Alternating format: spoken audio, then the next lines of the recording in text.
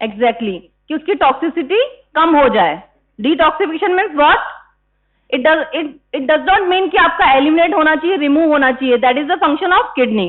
But यहाँ पे आज हम देखेंगे detoxification. First thing is xenobiotics, second thing is detoxification. What is xenobiotics? What is xenobiotic? Any idea? Any idea what is xenobiotic? और this is new for you? वैसे generally आपको सब idea होता है सब चीजों का पहले से, इसका नहीं आइडिया है?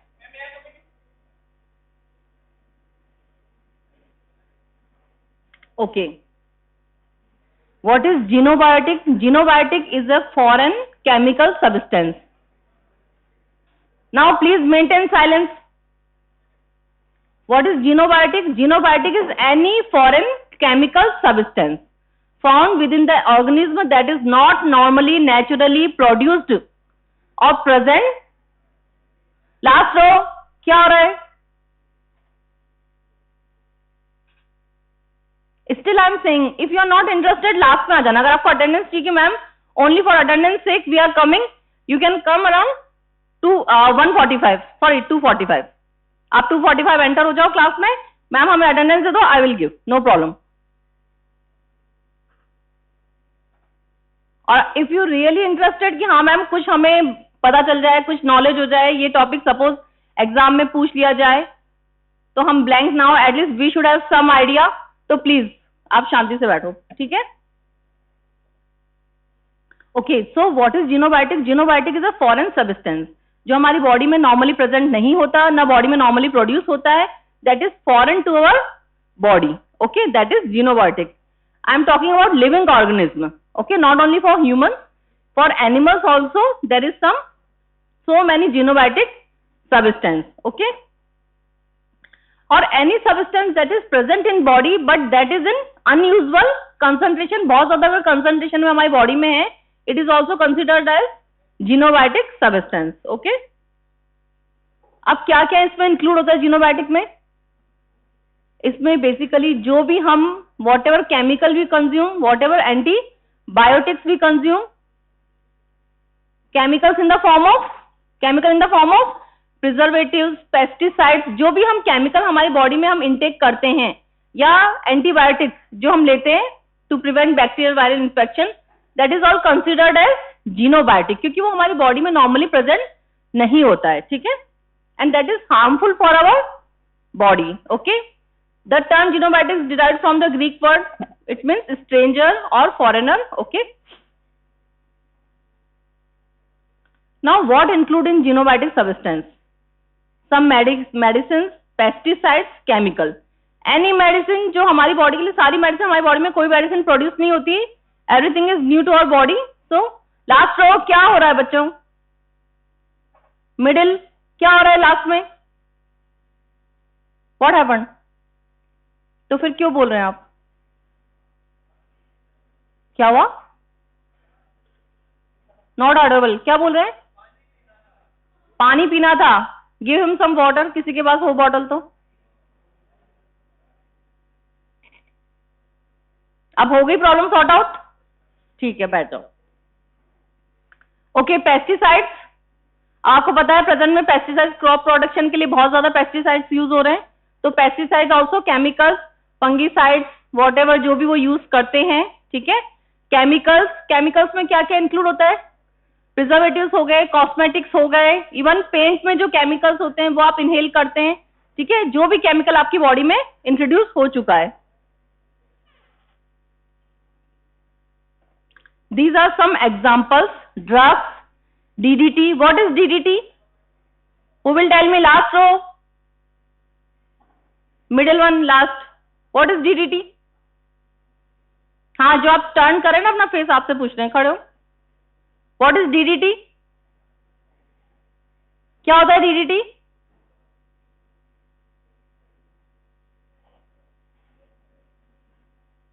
Okay, no need to tell chemical formula name. At least होता क्या है DDT? Pesticides. Very good. Okay, these are some pesticides, chemicals. These all comes under xenobiotic. Okay, अगर जीनोबायोटिक या हमने कोई भी फॉरेन सब्सटेंस हमारी बॉडी में इंट्रोड्यूस हो गया है, हमने कंज्यूम कर लिया है, इनटेक कर लिया है, उसके अंदर उसका क्या होता है, वो इजीली एलिमिनेट हो जाता है? No, it does not eliminate, it accumulate in our body. ठीक है. So xenobiotics accumulate in living organism. The higher in the food chain, the more accumulated at risk are of getting heavier doses. Food chain सबको पता है. What is food chain? ये आपने बहुत previous classes में पढ़ लिया है. What is food chain? Food chain में जितना आपका लेवल जितना हायर होता है जिस ऑर्गेनिज्म का, उसमें एक्यूमुलेशन के चांसेस बहुत ज्यादा होते हैं, बिकॉज वो लोअर एनिमल्स को कंज्यूम कर रहा है, साथ में वो उसका खुद का जो एनवायरमेंटल एक्सपोजर है उसके साथ साथ में वो बाकी एनिमल्स और बाकी क्रॉप्स को कंज्यूम कर रहा है. So you are higher in food chain, higher the chances of more accumulation of xenobiotic in that organism body. Okay. Some are endogenous, exogenous. Exogenous में again I am repeating, drugs, food additives, preservatives, pollutants, insecticides, carcinogens in the form of chemicals. Endogenous. What I said if it is normally present in a living organism body, but in excess quantity, we consider it as xenobiotic. So bilirubin also, bile salts also, and steroids also considered as xenobiotic. Sources, you all are aware. What are the sources? These are environmental pollutant, pesticides, chemical, even UV rays, cosmic rays. In raise से क्या होता है? इन raise से कोई भी हमारी body में जो नॉर्मली प्रेजेंट होता है केमिकल, ये कन्वर्ट हो जाता है to another chemical and it is considered as xenobiotic. Toxic foods, again pesticides, herbicides, growth hormone, it can cause infertility, UTI. Food additives, okay, artificial sweeteners, MSG, it used as preservatives. Immediate effect क्या होता है? headache, altered concentration. long term effect क्या होता है?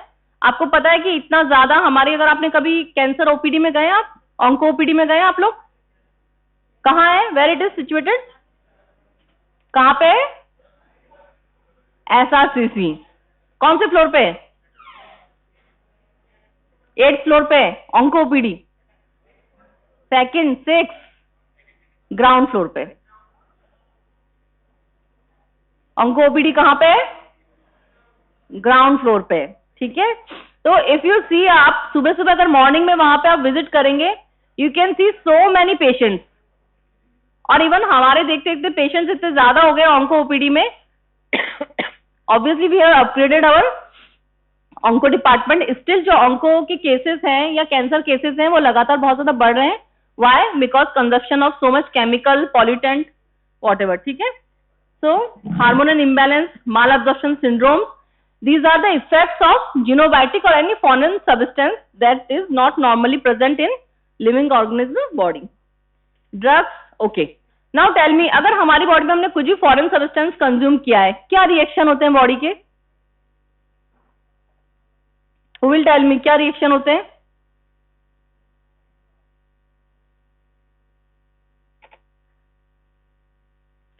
What is the question? Who will tell me what is the question? क्या question पूछा है मैंने? आई एम आस्किंग, अगर हमने कुछ भी फॉरेन पार्टिकल कंज्यूम हो गया, इनहेल हो गया, पेनिट्रेट हो गया, what ever the means of entry, किसी भी मीन्स से हमारी बॉडी में अगर फॉरेन पार्टिकल की एंट्री हो गई है, what will be the bodies response? Allergy. She said allergy. Okay. What is allergy? Okay, these are symptoms of allergy: sneezing, redness, itching. Okay, but what is allergy? Very good. Hyperimmune response. Okay, sit down. अगर हमारी body में कोई भी foreign particle enter होता है by any means, skin के through, inhalation के through, injection के थ्रू हमने कंज्यूम किया है, तो फर्स्ट थिंग होती है बॉडी में हमारे immune reaction. Am I right? Immune reaction होता है. इम्यून रिएक्शन क्यों होता है? To eliminate that foreign substance. Immune reaction में कुछ भी हो सकता है. अब दिस इज वेरी, ये इसके अगेंस्ट क्या क्या हो सकता है? Hypersensitivity. If any person sudden उसको एक्सपोजर हुआ है, it can be hypersensitivity. Autoimmunity. What is autoimmunity? What is autoimmunity?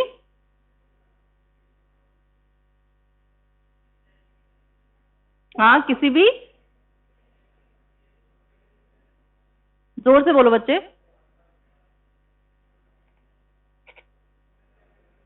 This side first student,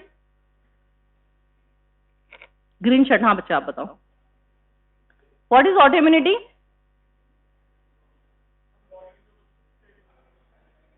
body में,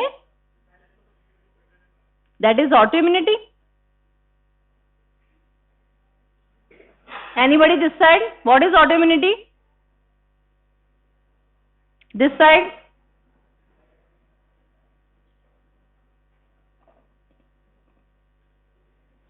बॉडी में जो सेल्फ एंटीजन प्रेजेंट होता है उसके against antibodies का फॉर्मेशन हो जाता है। What does it mean? That is not new और that is not foreign to our body, still there is some altered immune response. Due to some altered immune response, production of autoantibodies. Suppose हमारे पास epidermis है, आपकी epidermis के against ही आपकी body में क्या बन जाता है? एंटीबॉडीज बन जाती है। What happened? क्या हुआ बच्चों? क्यों आप डिस्टर्ब कर रहे हो क्लास को?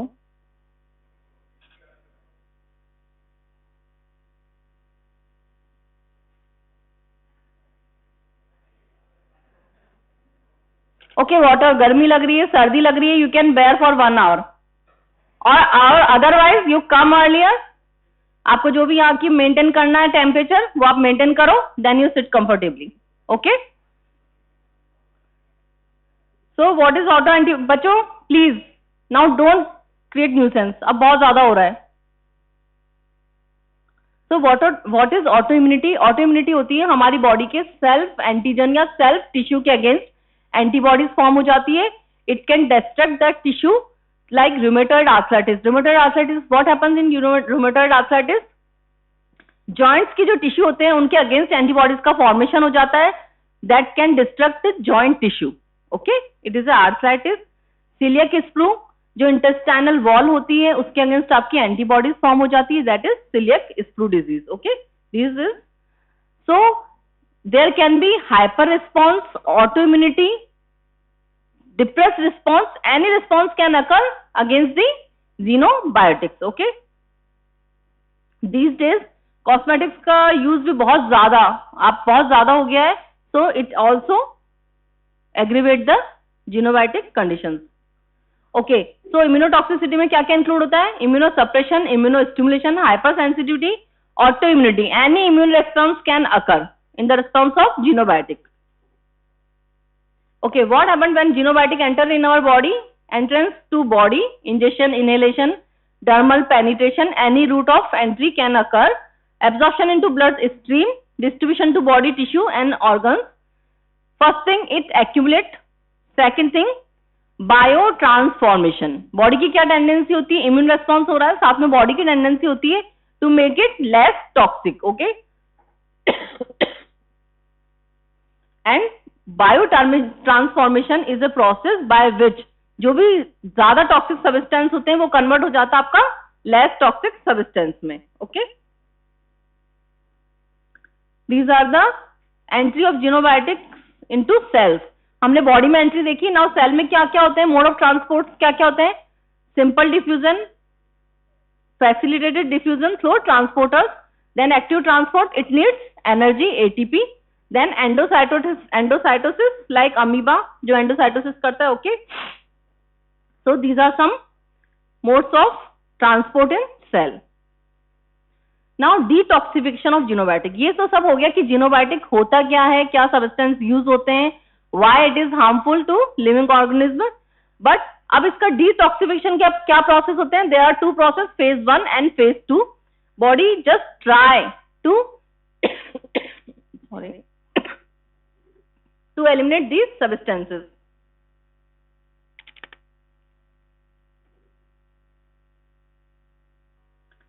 Okay, xenobiotics, अब इसका क्या पर्पस होता है? इसको बॉडी से एलिमिनेट करवाना है. टू एलिमिनेट फ्रॉम बॉडी इसको क्या बनाना है? Water soluble. From, if there is lipid soluble substance, body will try to make it water soluble substance, so it can be easily removed with urine. Okay, so first thing होती है phase 1, second होती है phase 2. Ultimate इसका goal होता है to make it less toxic और to make it water soluble. Phase 1 reactions में क्या क्या इंक्लूड होता है? सिंपल रिएक्शंस होती हैं, you can see here reduction, oxidation, hydroxylation, hydrolysis. Okay, these are phase 1 reaction. Phase 1 reaction के बाद आपका फॉर्म होता है primary metabolite, okay, after degradation. Then comes to phase 2 reactions. Phase 2 में आपका क्या क्या इंक्लूड होता है? Conjugation, why you are so late? हाँ, it's okay, that's okay for me. आप में से भी अगर कुछ जाना चाहते हैं, हाफ एन आवर का आना चाहते हैं, यू आर मोस्ट वेलकम। तीनों एक ही स्कूटी पे आ रहे थे, अलाउ है? पता नहीं है। कौन सी क्लास में हो आप लोग? इसी में हो? यहाँ बैठ जाओ, first row. Okay, phase 2 includes conjugation, sulfation, methylation, glucuronidation. What is conjugation? What is conjugation? कहीं सुना है ये नाम? कहाँ सुना है? ऑर्गेनिक केमिस्ट्री, उसके ऊपर उठो आप, 12 के ऊपर। और कहीं सुना है? Second biochemistry, very good answer. Okay, अभी हम देखते हैं। Now come to the bio transformation. Xenobiotic का क्या होना है? बायो ट्रांसफॉर्मेशन होता है। Bio transformation is conversion of lipophilic या lipid soluble substance to water soluble chemicals catalyzed by enzymes in the liver and other tissue. Not only liver, skin also, GIT also, it helps for biotransformation. ठीक है, biotransformation में क्या होता है? Biotransformation is the metabolic modification of the molecular structure. इसका chemical formula change होगा, water soluble होगा and less toxic होगा।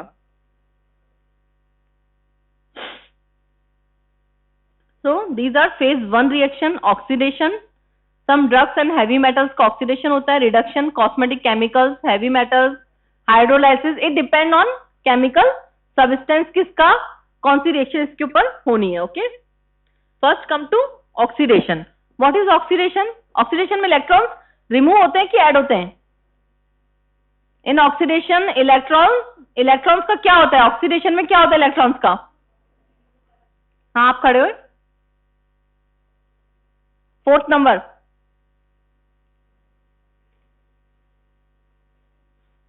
रिमूवल होता है। And what happen in reduction? Addition होता है और गेन होता है। Good, sit down. Okay, so in oxidation what helps? Oxidation के प्रोसेस में हमारा क्या हेल्प करता है? देयर इज वन एंजाइम और enzyme complex that is called cytochrome P450।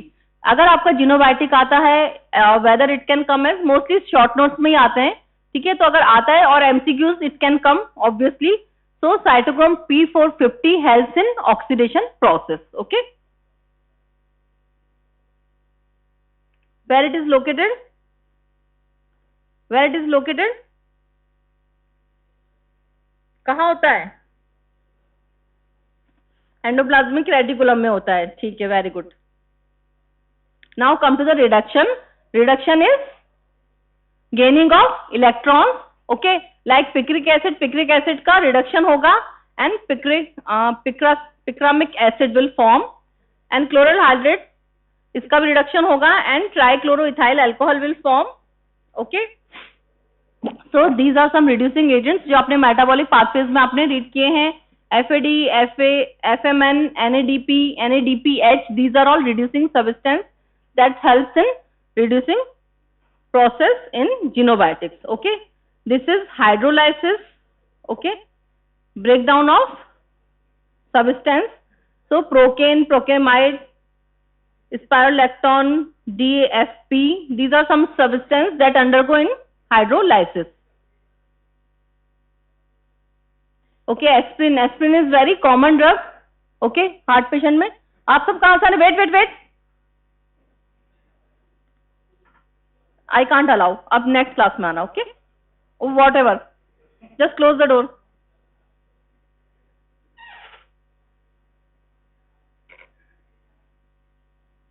Okay, aspirin, ये एस्प्रिन आपको पता है, it is a painkiller. Okay, you can say it is a painkiller, but in heart patient, हाँ, in common terminology में हम इसको blood thinner बोलते हैं क्योंकि प्लेटलेट्स के कोगुलेशन को प्रिवेंट करता है. ठीक है, सो एस्प्रिन बहुत ही कॉमनली यूज होती है इंडिया में. So it also go in hydrolysis, salicylic acid and acetic acid will form. Okay, this is the ultimate product glucuronide it forms from aspirin. Okay, now comes to conjugation. Conjugation में कौन कौन help करता है? Glucuronic acid, sulfate, glycine. These three main substance that helps in conjugation.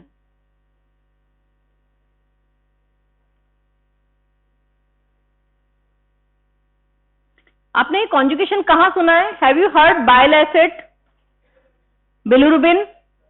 No, not now. Next class में आना. Whatever. Don't disturb. Close the door. Okay. Have you heard bilirubin? Bilirubin का क्या होता है? Conjugation होता है. कौन करता है bilirubin की conjugation में help कौन करता है? Glucuronic acid. Okay. So it forms conjugated bilirubin, unconjugated bilirubin. Have you heard these names? Conjugated, unconjugated bilirubin. So these helps in conjugation. Now there are some reactions. Benzoic acid, glycine helps in conjugation. Salicylic acid, cholic acid, chenodeoxycholic acid. What is it? It is bile pigments. Okay, sorry, bile salt. Chenodeoxycholic acid and cholic acid, it is a bile salt. Nicotinic acid. Okay, now comes to glutathione. Glutathione also help in conjugation. So these are some organic substance जो help करते हैं आपके conjugation reactions में. Sulfate also helps in conjugation reaction of phenol, sketol, indoxyl and cyanide. Okay, mostly reaction आपकी कहाँ होती है? Liver में. Fine. So in liver there are phase 1 reaction and phase 2 reactions. That's it. After phase 1 and phase 2, it become a more water soluble substance and through kidney it excrete from body, or even in bile also, through bile also it excrete from body. Okay, and one more thing, there are one transporter protein, multi drug resistance protein. It handle the xenobiotic substance. So हम बोलते हैं ना किसी भी antibiotic को ज्यादा लेने से उसका रेजिस्टेंस डेवलप हो जाता है. Why?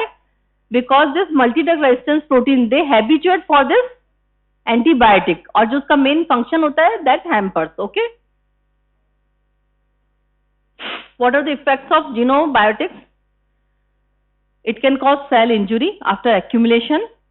Okay, it can cause cancer, it can cause mutations. Okay, so there are so many harmful effects of xenobiotics. That's it.